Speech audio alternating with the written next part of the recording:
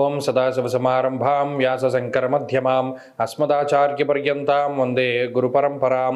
జ్యోతిషశాస్త్రాన్ని భావితరాల వారికి ప్రసాదించిన ఋషుల యొక్క పాదపద్మాలకి నమస్కారం చేసుకుంటూ, అలాగే నాకు ఈ జ్యోతిష విద్యను నేర్పిన గురువర్యులు జ్యోతిష బ్రహ్మ కీర్తిశేషులు శ్రీ ఈరంకి సూర్యనారాయణమూర్తి గారు, సూర్యశ్రీ దైవజ్ఞ గారి యొక్క పాదపద్మాలకి నమస్కారం చేసుకుంటూ, ఓం శ్రీ మహాగణాధిపతి నమః, శ్రీ గురుభ్యో నమః, హరి ఓం. వీక్షకులందరికీ నమస్కారం.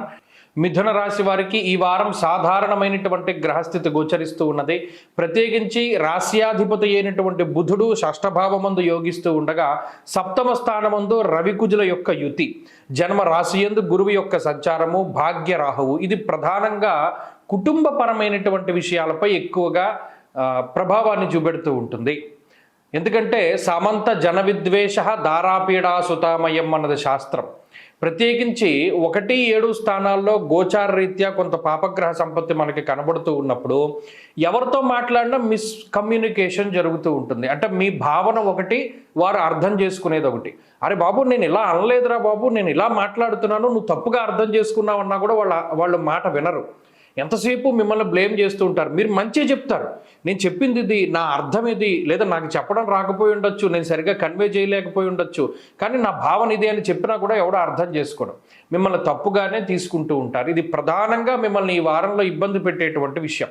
ఎవరికైనా మంచి చేద్దామన్నా కూడా అది చెడుగా పరిణమిస్తూ ఉండడం ఒకటి మానసికంగా ఇబ్బంది పెడుతుంది. అలాగే రాజకోపో యశోహాని అన్నది శాస్త్రం.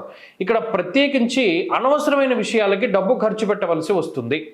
ఎవరికో మెప్పు కలిగించడానికి మీ జేబులో ఉన్నటువంటి డబ్బుని ఖర్చు పెట్టవలసి వస్తుంది, లేదా ఎవరి దగ్గరో మీ యొక్క గొప్పని నిరూపణం చేసుకోవడానికి డబ్బు ఖర్చు పెట్టవలసి వస్తుంది. నిజానికి అక్కడ అంత డబ్బు ఖర్చు పెట్టవలసిన అవసరం లేకపోయినప్పటికీ కొన్నిసార్లు మన అనవసరమైనప్పటికీ డబ్బు ఖర్చు పెట్టవలసి వస్తుంది. దీనివల్ల కూడా ఆర్థికపరమైనటువంటి కొంత ఇబ్బందులు ఎదుర్కొనవలసి వస్తుంది మిథున రాశి వారు.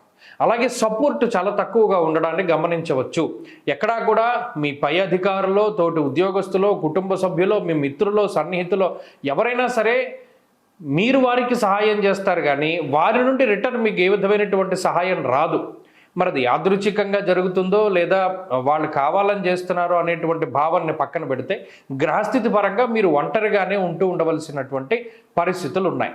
కాబట్టి ఈ వారంలో చాలా డ్రై వాతావరణం ఉంటుంది. ఎక్కడ చూసినా కూడా మీకు సరైనటువంటి పచ్చదనం కనబడదు, అంటే ఎవరు కూడా మీకు సహాయం చెయ్యరు. కాబట్టి ఒంటరిగానే ముందుకు వెళ్ళవలసినటువంటి దాఖలాలు కనబడుతూ ఉన్నాయి. భగవంతుడి యొక్క పాదాలు పట్టుకోండి. ప్రత్యేకించి ఈ గ్రహస్థితిలో భాగంగా డబ్బు అనవసరంగా ఖర్చు పెట్టకుండా ఉండడానికి ప్రయత్నం చేయండి. ఈ వారంలో మరింత అనుకూలమైనటువంటి ఫలితాలు సాధించడానికై ఎక్కువ సుబ్రహ్మణ్య ఆరాధన చేస్తూ ఉండడం చెప్పదగినటువంటి సూచన. ఈ వారంలో కలిసి వచ్చేటువంటి రోజు బుధవారంగా చెప్పవచ్చును. అదృష్ట సంఖ్య 8, అదృష్ట వర్ణము ఆకుపచ్చ రంగు. తదుపరి కర్కాటక రాశి.